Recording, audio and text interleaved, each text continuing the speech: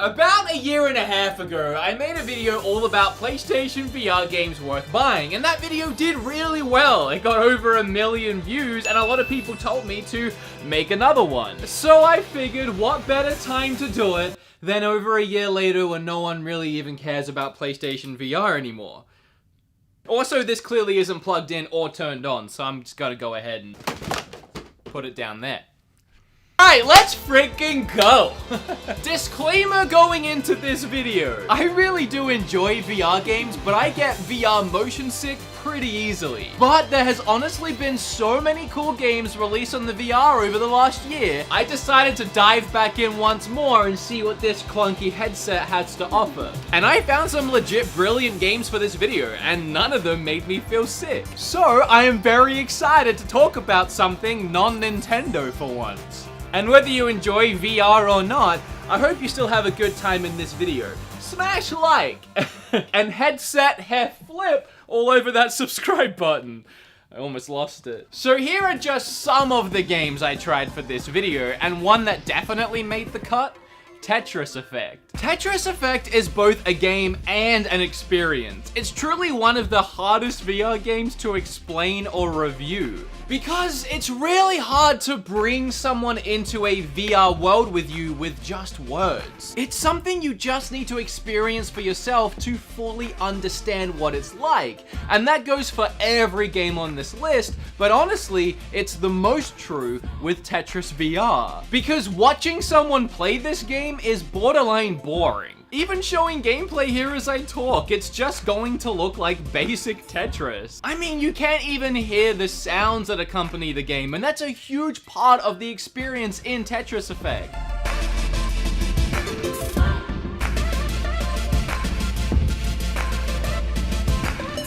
Every move you make while you play, every turn of a piece, every placement, every cleared line is accompanied by a sound or a music note that seamlessly blends in with the soundtrack of the level. Not only adding to the composition of the song, but improving on it and shaping it by how you play the game. It evokes such a strong emotional reaction, almost as if you are the conductor of this Tetris orchestra guiding the music with your playstyle. Couple that with the intense visuals around you that also morph and react to your every move, and maybe you can start to understand what I mean by this game being an experience. Tetris has seen so many variations throughout the years, and other than Tetris Effect's zone ability, allowing you to freeze time momentarily as you rack up big points by clearing lines, the actual gameplay here is as basic Tetris as Tetris gets. And yet this is by far my favorite Tetris game. It's Tetris the way it's always been, and yet at the same time, it's the best it's ever been. Although Tetris 99 is still pretty freaking great. Okay, Pixel Ripped. I don't think this one has a physical release, but it really needs to because it's one of my favorites. So I took some time off playing VR since my last video, and Pixel Ripped was the reason I got back into it. The game was just so freaking cool. It gave me the drive to seek out other cool VR games I might have missed during my time off. There is so much going on in this game, I'm not even sure where to begin. I guess to start with, it's a game within another game? Kind of. It's mind-bending either way. Pixel Ripped's first layer is an old-school retro 8-bit style game that plays super similar to NES Mega Man's. Actually, this part is a crazy good game on its own right, borrowing the rings mechanic from Sonic. But then we find out that this 8-bit game world is in trouble, and they need the help of the player to fix it. The player, however, it isn't you, at least not yet. The next layer of Pixel Ripped is the real-life player. She is playing a Game Boy clone console of sorts in class. And what game is she playing? Pixel Ripped, the 8-bit Mega Man game we were introduced to earlier. And now you play as her, playing Pixel Ripped. You following along? In this first real-life level, you need to avoid being caught by the teacher. Using a spit tube, you can distract her by spitting wads of paper at different objects in the room. Each object you hit will do something different but equally crazy within the classroom, and you need to finish the level in Pixel Ripped without being caught. And this creates so much mayhem as you frantically whip your head around looking for new ways to distract the teacher as you try to beat the already pretty challenging Mega Man clone in your hands. I realize it's a GameCube controller. I left my PlayStation controller downstairs and I'm lazy. So I don't need your attitude right now. It is so good and I love it. This part of the game had me hooked, but it honestly only gets cooler from here. The next level of gameplay is when these worlds merge. The world of Pixel Ripped explodes out of the Game Boy and suddenly you need to guide the hero around the real world. At times even having to protect your fellow students from 8-bit attacks. There are more cool things that happen throughout this adventure and I don't want to ruin all of the secrets, but the game is a pretty hard challenge overall and just a ton of fun. And it is just pumped with so much 90s nostalgia that even as a retro gamer, it's hard not to love this futuristic thrill ride. Blood and Truth is a technological standout game on the list. And I practiced saying technological like 3 times before I said that line, and I still almost screwed it up. It aimed to be the first full single-player story-driven action-adventure game for VR, which is a pretty ambitious undertaking when you're breaking new ground. But it's a risk I'm glad they took, because they ended up making a really cool game. In this game, you take up the role of a former Special Forces soldier who must save his family. Think like the story of an action movie like Taken, but spliced in with a game kind of like Uncharted, I guess. Ultimately, I would say they succeeded in what they set out to do. I love the game. It was an action-packed roller coaster ride from start to finish, with some crazy cool blockbuster magic moments like running through a collapsing building and jumping out of the window last second, or intense car chase scenes that have you blowing away anyone trying to keep up with you. The action is done so well. You have an ammo patch right on your chest, you have 2 spots for sidearms on your side, and then you have spots for 2 big guns behind you. And I have to say, nothing feels as cool as pulling that shotgun from behind your back and just blasting away at enemies. Or you could be like the Reaper in Overwatch and dual wield shotguns, or have any combination of any weapons you find throughout the match and just be all mixing and matching them like crazy. It is really good. The only real downside is the hardware limitations of the PlayStation VR, because these Move controllers don't have analog sticks. So moving around the game, you have to look where you want to go and then select it with a button, which then moves you towards that spot. And it ends up feeling a little more like an on-rail shooter rather than an action game that it's trying to replicate, but you do have the freedom of moving around the levels in any direction you want, so that does help. Even during the more Uncharted climbing over everything parts of the game, I held my lunch just fine. And it was pretty cool actually, having to climb up the side of a building, as stupid as I probably looked in real life. And even cooler still in the moments where I had to stop mid-climb, reach down to my hip, grab out a silenced pistol, and take out an enemy before putting it away and continuing. The game also added in a ton of fun VR gameplay elements throughout the adventure to really keep it fresh. It's more than just a shooty bang bang game. The attention to details in some areas really surprised me. Customizing my own weapons, even giving them a fresh coat of paint, and then getting to test them out before the next mission was a pretty clever idea. The only real negative is that at times it's probably a little too story driven, with the action feeling few and far between heavy dialogue scenes. And since all you can really do is just stand there and listen to characters talk while waving your arms around like crazy, those moments do drag on. Even with the pretty fantastic voice acting and character animations and well-written story, they did a good job with all of that, honestly. I would say that Blood and Truth is a reason to get a PlayStation VR, so if you already have one, get Blood and Truth. Okay, Trover Saves the Universe is one of my favorites, and it can be played in VR or without VR, so if you like the look of the game and you don't have VR, still consider it. From the creator of Rick and Morty. You know, I used to call myself a Rick and Morty fan, but I guess at this point I should just start calling myself a Justin Roiland fan. The creator of Rick and Morty has made a couple of VR games now, Accounting Plus, which is still one of my favorites, and the Rick and Morty VR game, of course. And now we have Trover Saves the Universe, not Trevor. It had to be Trover. So with Justin, I feel like his work always starts in the voiceover booth. Sometimes the dialogue can get real rambly, but it's worth it for those moments when the voice actor stumbles on something truly hilarious. Feel a little bit out of the loop on this whole jingles dancing thing. As you should, Trover. When our jingles dance, that means that we're very happy. Hold on. That... You play as the nameless Cheropian. You're tasked with guiding Trover to save the universe. Both you and Trover are separate characters in this adventure, thrown together like a buddy cop movie. You're even able to respond to other characters on your own by nodding or shaking your head to answer the weirdest of questions thrown at you. And it's always funniest to do the opposite of what you're probably expected in the situation, so I recommend that. The game plays as a hack and slash puzzle platformer. You float around the world and control the action from above. The gameplay is pretty solid. I mean, it's basic, but most of the fun comes from the stupid tasks and goals you are given to complete. And a lot of the puzzles are pretty well thought out. Throughout the adventure, the characters will give you constant upgrades by spitting on you and then making fun of you. The enemies you face will have a few choice things to say about you and Trover as you wail on them. Actually, speaking of that, I did appreciate the option between vulgar and family-friendly dialogue at the start of the game. That way, kids can enjoy the title too, and trust me, you would not want a child to play the non-censored version, holy moly. But the core gameplay is fun for all ages, so it's a really nice addition. Anyway, this was a really cool adventure from start to finish. I really enjoyed the story it told, and even though it was handled intentionally stupid, I liked the character development of Trover. The worlds are great to explore, bright, cartoonish, beautiful environments, loads of stupid characters to meet, collectibles to find, fun gameplay mechanics, really great music. It's just a really solid adventure, and I appreciated this VR experience so much. If you decide to skip this game because you think you don't like Rick and Morty and that whole sense of humor, then I would say that you truly are missing out on one of the best VR games so far. Okay, I have mixed emotions about Firewall 0 Hour. You know, on one hand, it's by far the best shooter game I've played in VR, hands down. And on the other hand, it's all online, and literally shotgun blasting another real-life human in the face is both awesome and strange feeling. The game reminds me of Counter-Strike, the mode I played anyway. It was 4v4 player versus player matches where one team defends a laptop and the other team tries to hack it, killing each other in the process, of course. It's just so strange. It feels like military training. I have played so many gun games in VR at this point, killing countless faceless enemies and super hot blasting away British spies in Blood and Truth.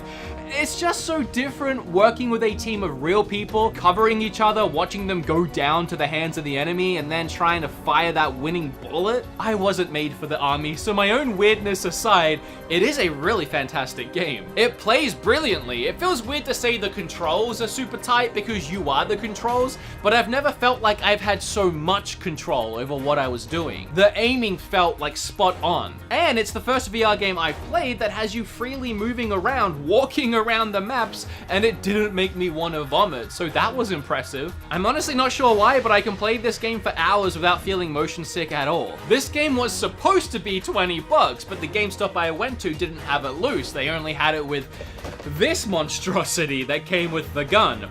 I felt like the gun was going to be a gimmick that I didn't need, but I also didn't need to drive around to a bunch of other GameStops trying to find the game loose, so thank you Patreons, I decided to splurge, and I'm really, really glad I did. For starters, you know how I was complaining earlier about the move sticks not having analog? Yeah, that's not an issue with this thing. I got an analog here and here. And every gun in this game is wielded with two hands anyway, built with this thing in mind. And no matter what gun you're holding in the game, your brain morphs this thing into that gun. This thing makes Firewall 10 times better, and I highly recommend it if you're gonna try out the game. Firewall 0 Hour is for sure the best online VR game I've played. It honestly feels like legit military training, and that is really cool in a weird way. I mean, my redneck friends here in Texas love this game, so take that how you will. There really isn't much to say about Skyrim VR. It is, in my opinion, an extremely impressive leap forward in VR gaming. Yes, we are talking about a game that's been out for like a decade now and ported to everything from Switches to toasters, but VR has such limitations right now, and Skyrim VR is just one of those games that manages to break that limitation. Most VR games either end up having an extremely simple concept, rinse and repeat it over and over to make up the entire experience, or they end up feeling more like a mini tech demo for what could have been a really cool fleshed out game. But Skyrim VR?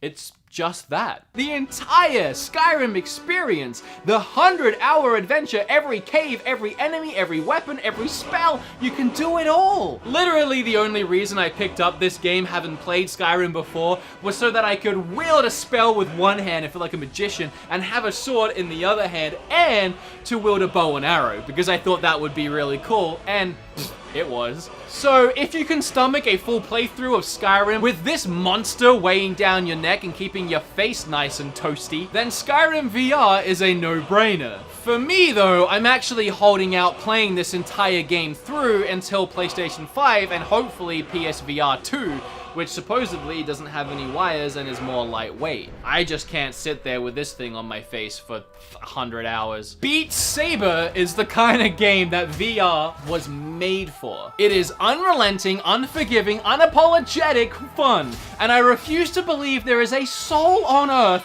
that would not enjoy playing this game, assuming they enjoy VR in general. It's such a simple premise, but it's exhilarating to slash away at these blocks as fast-paced beats pound in your ears. Imagine like Guitar Hero, but instead of a guitar, you have two freaking Star Wars lightsabers.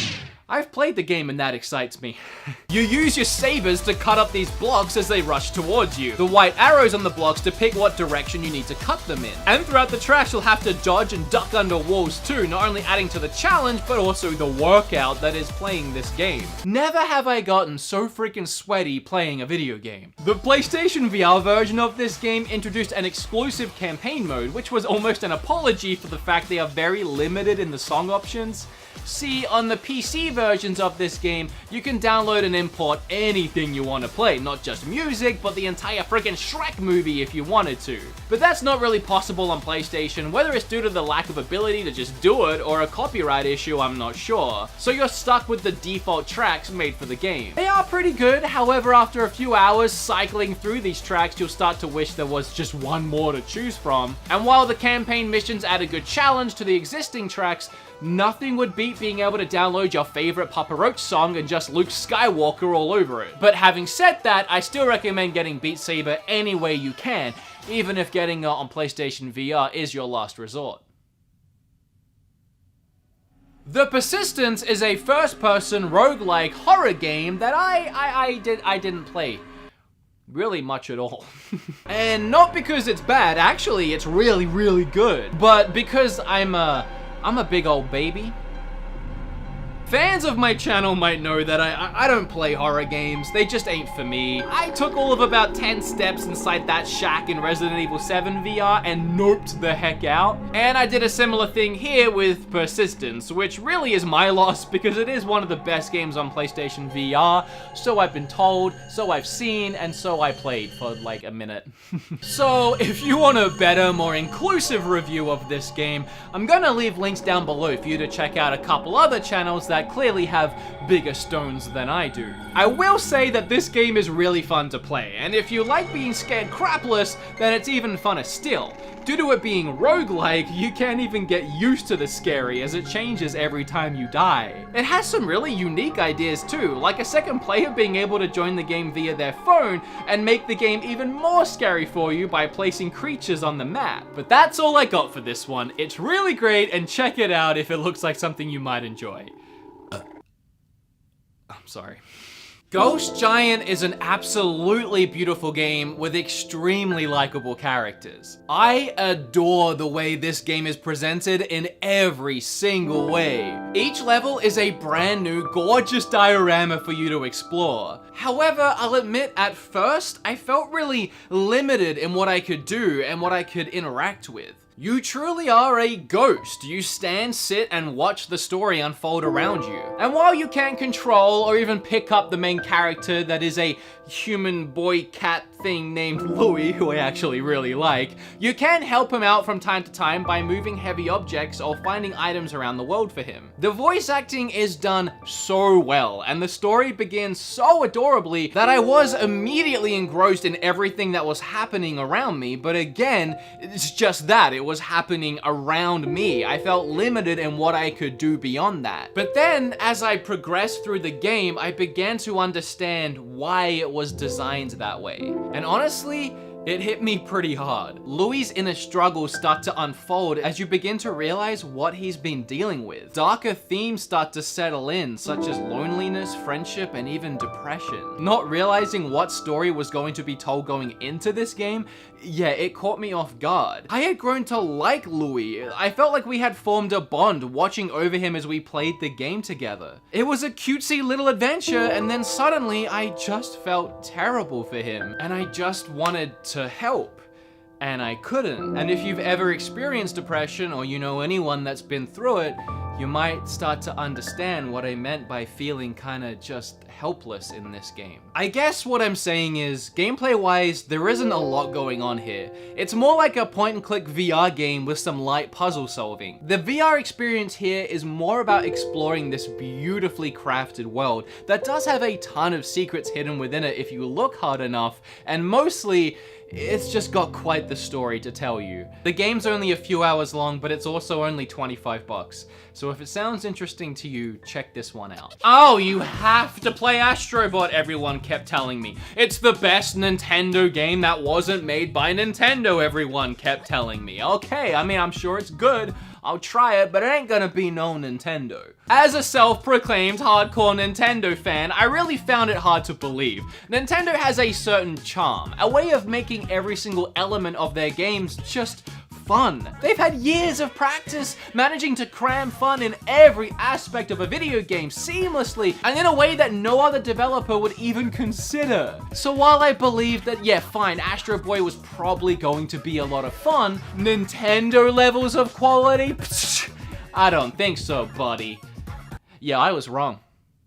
Astro Boy is undoubtedly the best Nintendo game that Nintendo never made. The fun is indeed crammed into every aspect of this game. The creativity and ingenuity behind every level, every moment, every second throughout this adventure is inspiring, exciting, and just, say it with me, people, fun. The attention to detail is outstanding. The worlds that Astro Bot have built are vibrant, varied, creative, and adorable. I could gush about this freaking game for days, so let me just break down what it's all about. The game begins with a fantastic opening animation that truly sets up the quality of the rest of the game. This space station gets torn apart with all the Astro Bots being scattered across the universe. It's your job to find the pieces of the ship and collect as many Astro Bots as possible, and these little guys are freaking adorable. That really does play a big part into the Nintendo-like charm. They're just so freaking likable! You find them throughout each level, and depending on the level's theme, they will be dressed differently and doing different things, but it's always adorable. They are really fun to find too, always hidden in unique ways. You really have to explore this level not only as the little bot you control, but looking and peeking around every corner. Also, you get to control your own little Astro Bot that you deploy from your controller each level.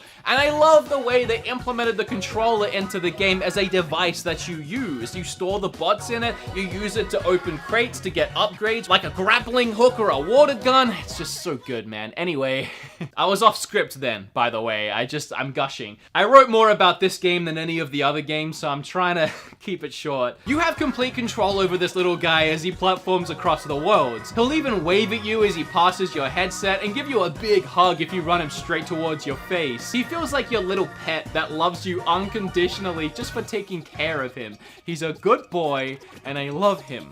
Don't say anything bad about him. Each of the 5 worlds have 5 different levels, and each of those levels always have completely unique environments, which blew my mind. They could easily have just made each world a theme, and it would have been perfectly fine. With the fantastic level design throughout this game, I would not have complained if we had, let's say, like a beach world consisting of 5 levels and so on, but rather, again, each level on every world is a completely new kind of amazing. Each one more gorgeous than the last. It's like every time you finish a level, you want to start the next one to see what it looks like visually and like what's gonna happen. Not only are you controlling this little guy, interacting with the world that way, but the game also brings you, the player, into the world and gives you things to do, like head smashing walls or dodging enemies that are aware of your presence. Oh, and the whole cramming fun into every aspect thing, that comes into play so often. Like at the end of levels, the level doesn't just end. There's always time for more fun. Depending on how many Astro babies you found throughout the level, you get a ring for each one. Those rings start moving up in the sky, and you pull back on your PS4 touchpad like a slingshot, aim, and shoot your bot through as many of those rings as possible. You get coins for each one you hit, and then all the bots have a little dance party, which never gets old. The moment I was truly hooked was at the end of the first world during the boss fight. This huge ape truly felt huge. It was honestly daunting looking up at him with his giant monkey arms. Dodging his bites and aftershocks, chipping away at his teeth, and then using my controller grappling hook to yank his face towards the building. Such clever game design, and I loved every second of it. There is a load of replayability, and it's for sure the best game on PlayStation VR in my opinion. I was so impressed, I had to look up the developer of the game because I needed answers, and honestly, when I found out who it was, it actually made a lot of sense. As you can probably tell, there is so much more I could say about this game if I had time here, so just go and play it. And in the meantime, I'll be up in the space station playing with these little guys and trying my luck at the claw machine. Oh, it's a good one. Okay guys, I had a lot of fun making this video. I'll put this bad boy back on to end it. Of course, you know me, I'll be back on Switch next video, I'm sure. But if you liked this video, please smash that like button, hair flip all over that subscribe button. I don't expect this video will do as well as my last one, just because no one really cares about PlayStation VR anymore. So I would really appreciate it if you shared this video out with friends, family, anyone you think would care about it, or even someone you don't think would care about it. Just get it out there. I had fun making it, that's all that matters, and you had fun watching it, right? Alright, this took me like an hour to record. I have nothing left to say of interest, so just like bye, get out of here. See ya.